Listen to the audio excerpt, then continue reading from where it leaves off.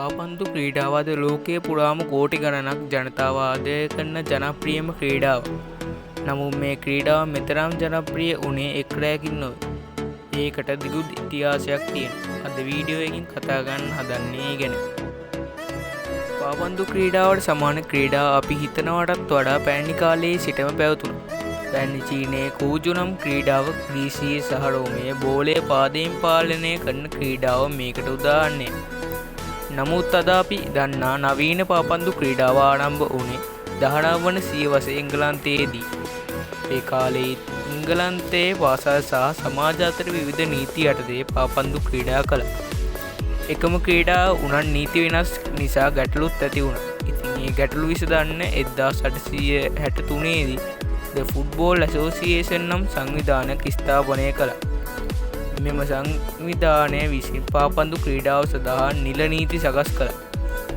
මේක තමයි නවීන පාපන්දු ඉතිහාසයේ වැදගත්ම හැඩුම් ලක්ෂය වෙන්නේ.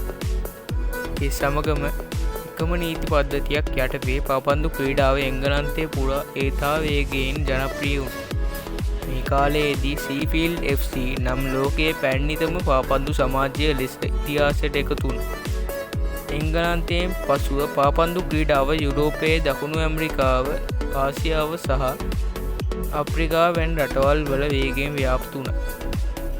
රටින් රටට ක්‍රීඩාව ජනප්‍රිය වුණත් ජාත්‍යන්තර මට්ටමේ පාලන ආයතනයක් අත්‍යවශ්‍ය වුණා.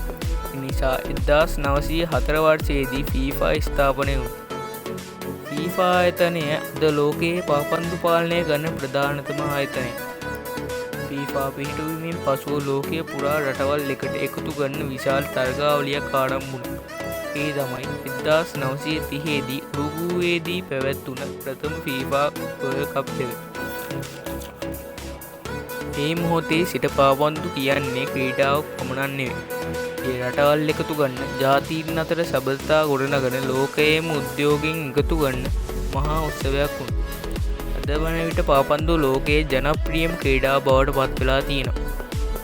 ළමයින්, තරුණයින්, වැඩිහිටියන් සියල්ලන්ගේම හදවත් දිනාගත් ක්‍රීඩාවක්. මේ තමයි පාපන්දු ක්‍රීඩාවේ කෙටි නමුත් අතිශය වැදගත් ඉතිහාස කතාව.